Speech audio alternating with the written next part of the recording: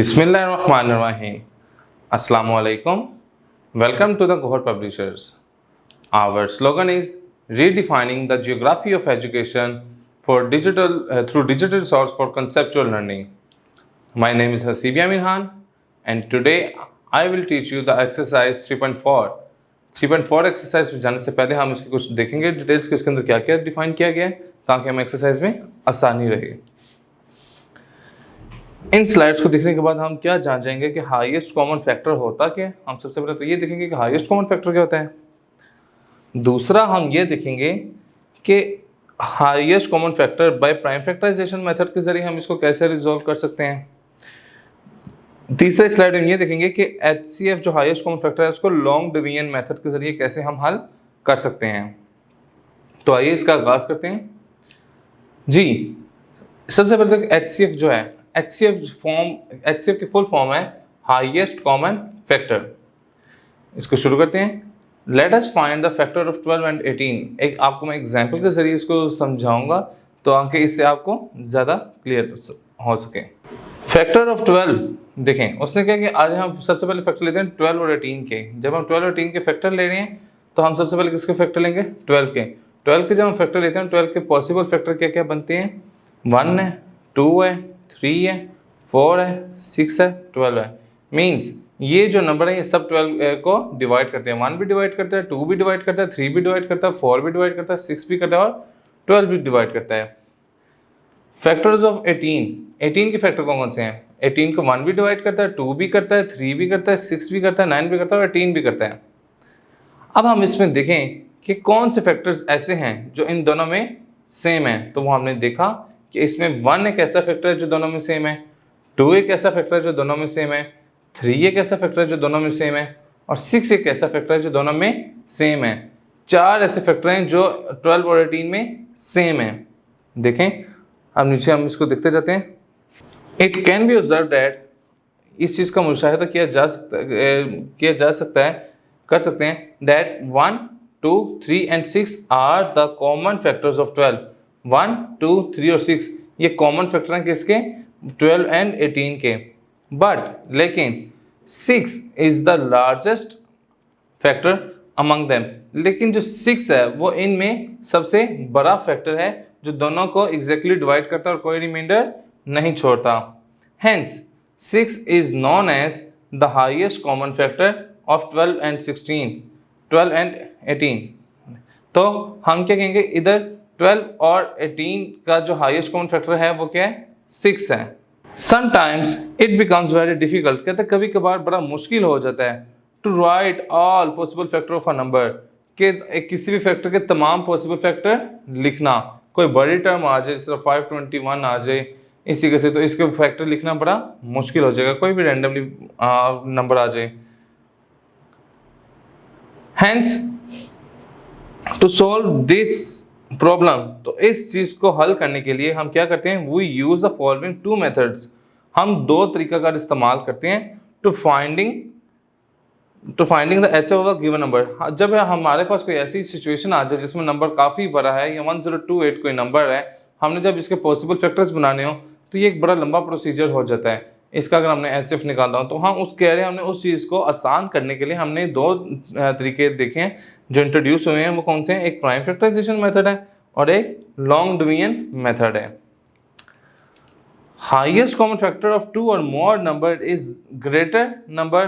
वो कहता है हाईएस्ट कॉमन फैक्टर होता है कोई ऑफ 2 और मोर नंबर, 2 या 2 से ज़्यादा नंबरों का जो HCF होता है वो क्या होता है, उसका सबसे बड़ा नंबर होता है। विच divides each of the given number, जो कि हर नंबर को डिवाइड कर रहा होता है, लिविंग नो रिमाइंडर, और उसका कोई रिमाइंडर बाकी नहीं बच रहा होता।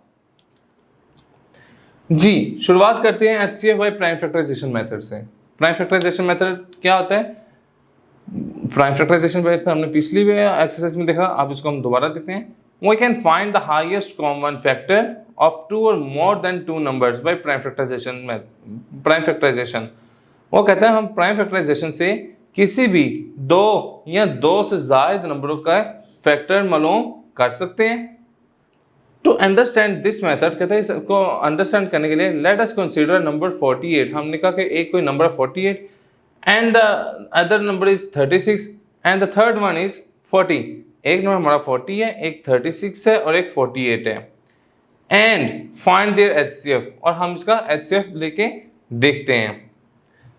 स्टेप वन में क्या है, find the prime factor of each number. कहते हैं सबसे पहले आपने क्या करना है कि हर नंबर के आपने फैक्टर मालूम कर लेने हैं कि फैक्टर बन कौन से रहे हैं। देखें 48 का जब मैंने एलसीएम लिया तो वो क्या आ रहा है 2 2 2 2 3, मतलब इंडेक्स फॉर्म में अगर मैं आपको बताता चलूँ तो 2 की पावर 4 एंड 3। अब हम देखते हैं एलसीएम 36 का। 36 का जब मैं एलसीएम देखता हूँ तो क्या पता लगता है कि इसके फैक्टर कौन कौन से आ रहे हैं 2 2 3 3। इट मीन्स इंडेक्स नोटेशन में क्या होगा 2 की पावर 2 एंड 3 की पावर 2। इसी तरीके से हम 40 को देखते चलें कि 40 के फैक्टर क्या बनते हैं। जब मैंने 40 के फैक्टर बनाए तो मुझे पता लगा कि 40 के बन रहे 2 2 2 5। अब इसको इंडेक्स नोटेशन में कैसे रिप्रेजेंट करेंगे 2 की पावर 3 एंड 5। ये हमारे इसके क्या आ गए प्राइम फैक्टर्स आ गए जी। स्टेप 2 के ऊपर चलते हैं। Express the prime factors of each number. वो कह रहा है कि इनके जो प्राइम फैक्टर्स हैं वो लिखें। Choose the common number from all the sets, और इस सेट में जो नंबर कॉमन है सब में वो हम उठाते हैं। 48 को मैंने लिखा 4 टाइम्स 2 मल्टीप्लाई बाई 3। 36 को मैंने लिखा 2 टाइम्स 2 एंड 2 टाइम्स 3। 40 को हमने लिखा 3 टाइम्स 2 एंड 5। अब जब मैंने इसको ऑब्जर्व किया तो मुझे पता लग रहा है कि इसमें ये जो है 2 ये तीनों में कॉमन है और ये भी 2 तीनों में कॉमन है। तो अब हम क्या करते हैं स्टेप 3 की तरफ मूव करते हैं। स्टेप 3 में हमें वो क्या कहता है, स्टेप 3 में कहता है get the product of these chosen common factors. कहते हैं अब आपको जो ये आपने फैक्टर बना लिए हैं कॉमन ले लिए हैं, अब इनको आपस में क्या करें प्रोडक्ट करें। तो देखें इधर से एक 2 आया एक इधर से 2 आया कॉमन फैक्टर, तो क्या करूंगा इसका प्रोडक्ट क्या होगा 2 to the 4 to find the HCF find करने के लिए। Thus the HCF of 48 36 and 40 is 4। तो इसका हमारा HCF क्या निकल आएगा 4 निकल आएगा। एक बार रिपीट करते जाऊँ कि इधर से हमने इसका कॉमन फैक्टर उठाया, यहाँ से कॉमन फैक्टर क्या आ रहा है 2, इनमें जो कॉमन फैक्टर आ रहा है वो क्या 2, तो 2 को जब 2 से मल्टीप्लाई किया तो आपका क्या बन गया 4। तो हमारा HCF क्या निकला है 4। ये एक ऐसा तरीका कार था कि इसको आप प्राइम फैक्टराइजेशन के जरिए आप मालूम कर सकते हैं। नेक्स्ट मूव करते हैं HCF by long division method. अगर आपको कोई आज कोई बड़ी टर्म आ जाए तो आपने उसको किस तरीके से रिजॉल्व करना है उसको हम देखते चलते हैं। देखें prime factorisation become tedious to find the HCF for mod values. कहते हैं कि जब आपके पास बड़ी रकमें आ जाएं तो उसके लिए आपका प्राइम फैक्टराइजेशन निकालना भी ज़रा मुश्किल हो जाता है। So we can use long division method to find the HCF of these numbers. तो हम क्या करते हैं कि हम लॉन्ग डिवीजन मेथड यूज करते हैं क्या करने के लिए to find the HCF of the these number. जो भी आपको 2 या 2 से ज़्यादा नंबर दिए गए होंगे उनका HCF फाइंड करने के लिए मालूम क्या मेथड यूज करते हैं long division method. Long division method में अब हम क्या करते हैं make the larger number the dividend and the smaller number the divisor. कहता है उसमें क्या करते हैं मैं आपको साथ साथ दिखाता चाहता हूँ। आप देखें 2 नंबर हैं 576 और 252। वो कह रहा है जो लार्जर आपका नंबर है उसको आपने डिवाइडेंड के तौर पर रखना है, मीन्स के उसको आपने अंदर वाली साइड पे रखना है, और जो आपका है 252 एज द डिवाइजर के तौर पर रखना है जो कि डिवाइड कर रहा होगा। तो ये देखें 252 आपने आउटर साइड पर रख दिया जो कि डिवाइड कर रहा है। सबसे पहला स्टेप तो आपने ये करना है। अब अगला स्टेप क्या है now make remainder 72 as a divisor. देखें मैंने देखा कि कोई अब मैंने देखना है कि 252 का कोई ऐसा मल्टीपल हो जो कि 252 को मैं किसी ऐसे डिजिट से मल्टीप्लाई करूं कि आंसर यहाँ तो 576 आए या 576 से कम आए। तो मैंने देखा कि 252 को जब मैं 2 से मल्टीप्लाई करता हूँ तो ये 576 से कम आता है जो कि 504 है। लेकिन अगर मैं 252 को 3 से मल्टीप्लाई करता हूँ तो वो टर्म इससे बड़ी हो जाएगी जो कि हम इधर हम नहीं लिख सकते। तो जब हमने ये 252 को 2 से मल्टीप्लाई किया तो 5 और 4 आया, तो जब हमने इसको माइनस किया तो आंसर आपका आ गया 72। आपका रिमाइंडर क्या आ गया 72। अब आपने क्या करना है कि 72 को बाहर रहने देना है एज अ डिवाइजर के तौर पे, और 252 आप डिवाइडेंड बन जाएगा, ये अंदर वाली साइड पे आ जाएगा। मेक 72 डिवाइडेंड, आपने 72 को डिवाइडेंड कर देते, आप डिवाइडेंड के तौर पे रखना है, ठीक है, और 72 को डिवाइडेंड के तौर पे रखना है और 252 को डिवाइडेंड के तौर पे रखना है, ये हमने इसमें रख दिया था।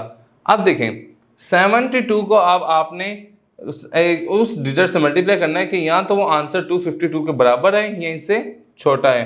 तो 72 को जब 3 से मल्टीप्लाई करेंगे तो 216 एक ऐसा डिजिट आ रहा है जो कि 252 से छोटा है। जैसे हम 72 को 4 से मल्टीप्लाई करेंगे तो वो इससे बड़ा एक नंबर आ जाएगा, तो वो हम इधर नहीं लिखेंगे। जब हमने 252 में से 216 को माइनस करते हैं तो आंसर आता है 36, आंसर 36 आ जाता है। अब हमने क्या करना है कि डिवाइडेंड कौन हो जाएगा 72 और डिवाइजर कौन होगा 36, जो कि डिवाइड कर रहा है। अब 36 के टेबल पे 72 कहाँ था, आपने देखा 2 पे, तो हमने इसको सिंपली 2 से मल्टीप्लाई किया और 72 किया और इसका रिमाइंडर क्या हो गया 0।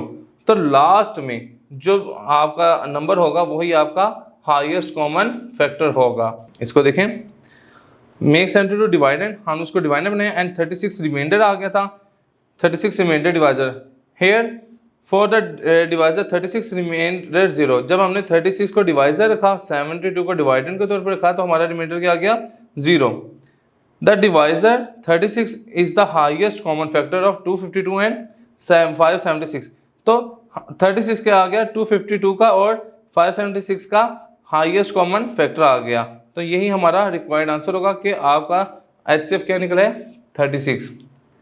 जी स्टूडेंट्स, इस एक्सरसाइज इस स्लाइड्स में हमने क्या देखा, हमने देखा कि HCF होता क्या है, HCF की प्राइम फैक्टराइजेशन क्या होती है, उसको हम प्राइम फैक्टराइजेशन के साथ कैसे सॉल्व कर सकते हैं, और फिर हमने इसमें देखा कि इसका दूसरा मेथड जब टर्म्स बड़ी आ जाए उसके लिए हम कौन सा भी मेथड यूज़ करते हैं, उसके लिए हमने देखा कि वो लॉन्ग डिवीजन मेथड यूज़ करते हैं। फिर साथ हमने उसकी क्लियरेंस के लिए एक एग्जाम्पल भी देखी। इंशाल्लाह नेक्स्ट लेक्चर में मुलाकात होती है। अल्लाह हाफिज़।